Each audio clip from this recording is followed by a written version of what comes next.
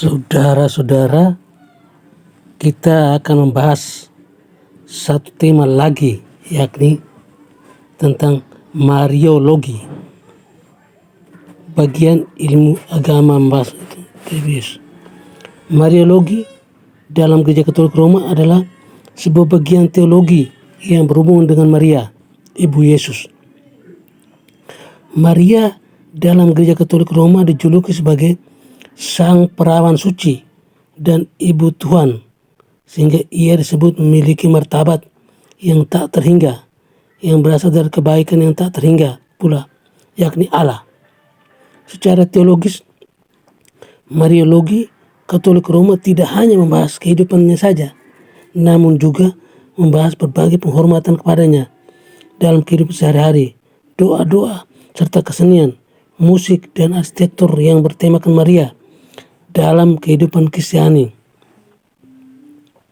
Mariologi Katolik Roma masih dan terus-menerus dibentuk tidak hanya oleh ensiklik kepausan, tapi juga oleh hal-hal lain yang saling mempengaruhi, mulai dari tulisan-tulisan para orang-orang suci gereja hingga berbagai pembangunan gereja-gereja agung yang didedikasikan untuk Maria di lokasi-lokasi penampakannya pada anak-anaknya di pegunungan terpencil yang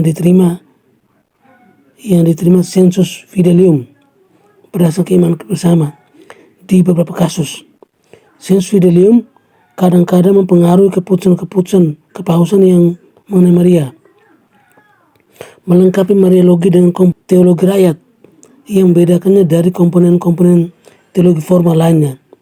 Dalam hal kepopuleran, dilihat dari jumlah pengikut, keanggotaan dan pergerakan dan perkumpulan yang berorientasi pada Maria tumbuh dengan jumlah yang sangat berarti pada abad 20.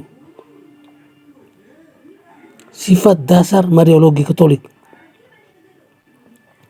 Mariologi tak dapat dipisahkan dari Kristologi. Mariologi Katolik adalah sebuah konsekuensi logis dan penting dari Kristologi. Yesus dan Maria adalah anak dan ibu, sang penebus dosa dan yang ditebus dosanya.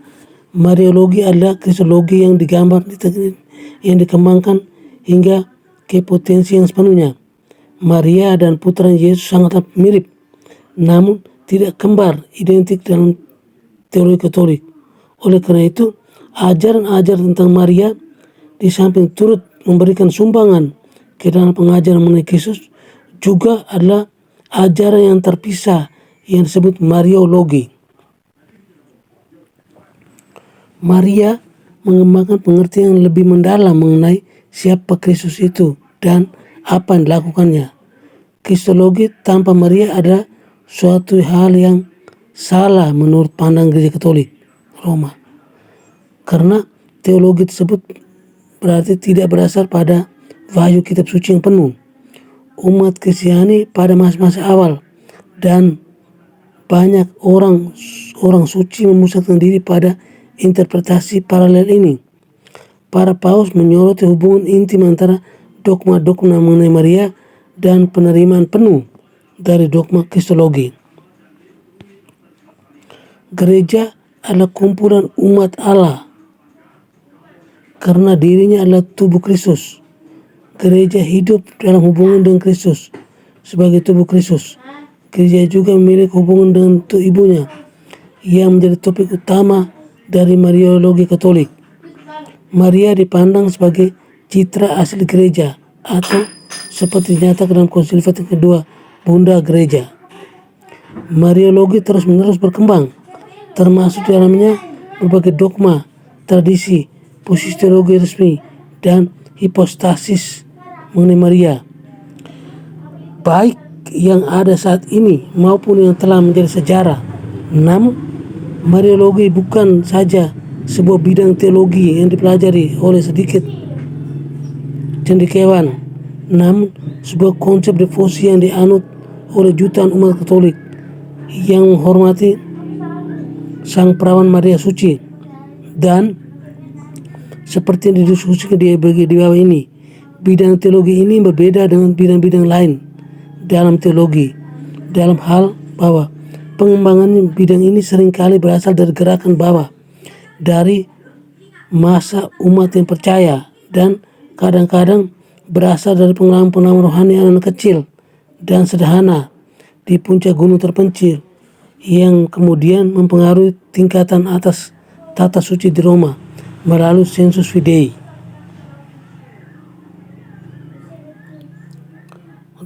Doktrin Maria dalam Gereja Katolik Roma, termasuk keempat dogma yang dibahas bab ini, adalah bagian utama dari Mariologi yang terdiri atas ajaran-ajaran doktrin resmi mengenai hidup dan peran Maria, namun tidak mengikut sertakan pandangan-pandangan menyeluruh kontroversi dan aspek-aspek kebudayaan devosi kepada Maria. Mariologi adalah bagian dari doktrin abstrak dan juga adalah sebuah bagian yang penting dalam kehidupan gereja. Doa-doa Maria, ziarah-ziarah ke tempat-tempat suci Maria, devosi-devosi kepada Maria selama bulan Mei dan Oktober. Penampakan Maria, gelar-gelar Maria, dan hal-hal peringatan bagi Maria diperjelas dalam artikel Sang Perawan Suci Maria. Oleh karena itu, artikel mengenai Mariologi Katolik Roma ini menyajikan sebuah peninjauan mengenai persoalan-persoalan pokok, perkembangan dan kontroversi gerakan eklesiologi. Berikut dogma mengenai Maria. Dogma Gereja Katolik Roma mengenai Maria memiliki dua fungsi: menyajikan ajaran-ajaran gereja yang tidak dapat salah mengenai Maria dan hubungannya dengan Yesus Kristus, dan memuji Maria serta memuji karya Allah pada Maria melalui Maria sendiri. Semua dogma mengenai Maria banyak yang kudus dan menyorot mencari Yesus Kristus. Saat ini terdapat 4 dogma mengenai Maria, di antara ajaran lain mengenai Sang Perawan Suci. Pertama, Bunda Allah. Definisi magisterial awalnya di konsili Efesus. Isinya, Maria adalah Bunda Putra Allah yang sendiri adalah Allah yang menjadi manusia. 2. Tetap perawan. Definisi awal magisterial awal, Sinode Milan. Maria tetap perawan sebelum, sewaktu, dan setelah mengandung putranya. Berikut dikandung tanpa noda, Paus Pius IX 1854. Pada saat diceritakan, Maria dihindarkan dari dosa asal untuk mempersiapkan kedatangan putranya. 4. Diangkat ke surga, Paus Pius XII 1990. Maria diangkat jiwa dan raganya ke dalam kemuliaan surgawi. Untuk diskusi mengenai usulan atas dogma mengenai Maria kelima, silakan merujuk pada bagian Mediatrix dan Code Redemptorix di bawah ini. Berikut kita akan lihat sedikit mengenai sejarah Mariologi gereja awal. Sejarah Mariologi bisa ditelusuri pada abad pertama. Umat Kristiani awal memusatkan penghormatan mereka kepada martir di sekitar mereka. Mengikuti hal ini, mereka melihat adanya semacam jembatan antara penghormatan umat Kristiani yang lama dan yang baru dalam diri Maria. Pada awal abad kedua, Santo Irenaeus dari Lyon menjuluki Maria sebagai Hawa kedua, sebab melalui Maria dan kepasrahannya pada pilihan Tuhan baginya, Tuhan memperbaiki kerusakan yang terjadi akibat pilihan Hawa untuk makan buah terlarang. Doa kepada Maria tertua yang tercatat sub tuum presidium diperkirakan berasal dari sekitar tahun 250.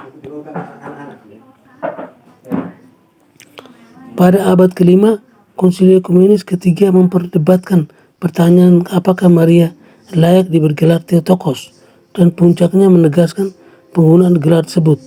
Gelar-gelar yang didedikasikan kepada Maria muncul di seluruh tanah Kristen saat itu.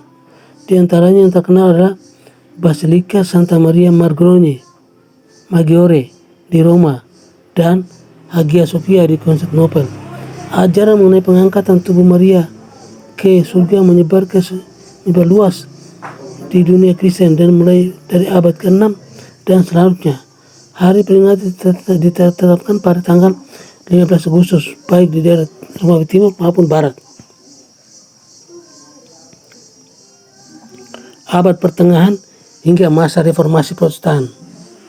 Abad pertengahan menyaksikan pertumbuhan dan perkembangan Mariologi serta membawa para pelaku difusi kepada Maria yang setia kepada permukaan, termasuk antaranya Efrem orang Satria, Yohanes dari Damaskus, dan Bernardus dari Clairvaux. Doa-doa kepada Maria seperti Salam Maria, serta kidung-kidung seperti Ave Maria Stella dan Salve Regina lahir menjadi nyanyi-nyanyi utama di biara. Praktik-praktik fusi jumlahnya bertambah dari tahun 1000 dan selanjutnya semakin banyak gereja termasuk banyak ketidak agung Eropa didedikasikan kepada Maria.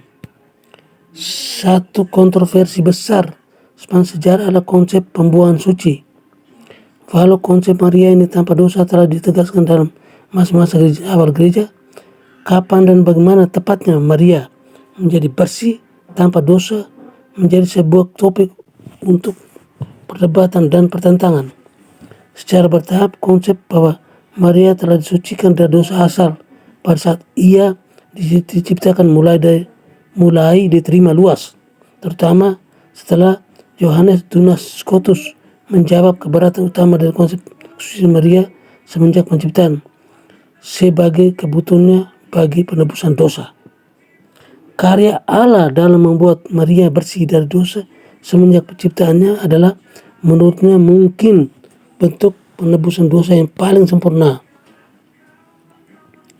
Selama reformasi Protestan, Mariologi Katolik Roma diterpa serangan tuduhan gencar yang belum pernah terjadi sebelumnya sebagai sesuatu yang mencemarkan kesucian dan ajaran takyur.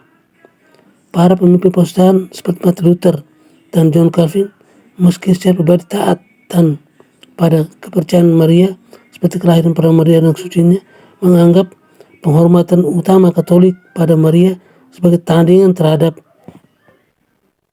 peran kudus Yesus Kristus. Sebagai sebuah refleksi dari penerapan teologis ini, karya-karya seni religius dan berbagai patung serta lukisan Maria diluncurkan secara besar-besaran. Beberapa kaum reformis Protestan terutama Andreas Karlstadt, Ulrich Zwingli, dan John Calvin mendorong penghilangan gambaran-gambaran religius dengan merujuk pada pelarangan dekalog atau pemujaan berhala dan pembuatan patung yang menggambarkan Tuhan. Kerusuhan orang-orang yang menentang patung berhala yang besar terjadi di Zurich, Copenhagen, Münster, Jenewa, Augsburg, dan Skotlandia. 7 besar provinsi seperti Belanda, Belgia, dan Prancis Utara mengalami gelombang gerakan anti patung berhala yang besar pada musim panas tahun 1566. Konsili Trento menegaskan mengenai tradisi Katolik akan keberadaan lukisan-lukisan dan karya-karya seni dalam gereja yang menyebabkan perkembangan karya-karya seni mengenai Maria dan Mariologi yang luar biasa selama masa barok.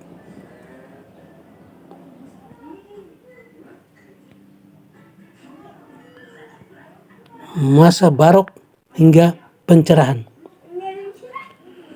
Selama masa reformasi Protestan, gereja Katolik mempertahankan Mariologi terhadap serangan kaum Protestan, sementara juga bertempur dalam perang otonom di Eropa melawan Turki yang dilakukan dan dimenangkan di bawah perlindungan Santa Maria. Kemenangan di perang Lepanto 1571 diakui sebagai karya Maria dan menandai dimulainya kebangkitan kembali yang kuat atas devosi kepada Maria. Karya-karya tulis masa barok mengenai Maria menyaksikan perkembangan yang tidak disangka-sangka sebelumnya. Datang lebih dari 500 halaman tulisan Mariologi selama abad ke-17 saja. Francis Suarez, seorang Yesuit, adalah teolog pertama yang menggunakan metode Thomis untuk Mariologi. Penulis-penulis lain seperti yang memberikan sumbangan pada Mariologi masa barok adalah Lawrence dari British, Robert Bellarmine, dan Franciscus dari Sales. Mariologi masa barok didukung oleh beberapa paus Paulus V dan Paus Gregorius XV memutuskan pada tahun 1671 dan 1622 bahwa pernyataan yang menyebut Sang Perawan Maria diciptakan dengan dosa asal tidak bisa diterima. Paus Alexander VII menyatakan pada tahun 1661 bahwa jika Maria terbebas dari dosa asal, Paus Clemens XI memerintahkan perayaan Immaculata bagi seluruh gereja pada tahun 1708. Perayaan Rosario diperkenalkan pada tahun 1716. Perayaan Tujuh Duka Maria pada tahun 1707. Doa Angelus didukung oleh dan kuat oleh Paus Benedictus XIII pada tahun 1724 dan oleh Paus Benedictus XIV pada tahun 1742.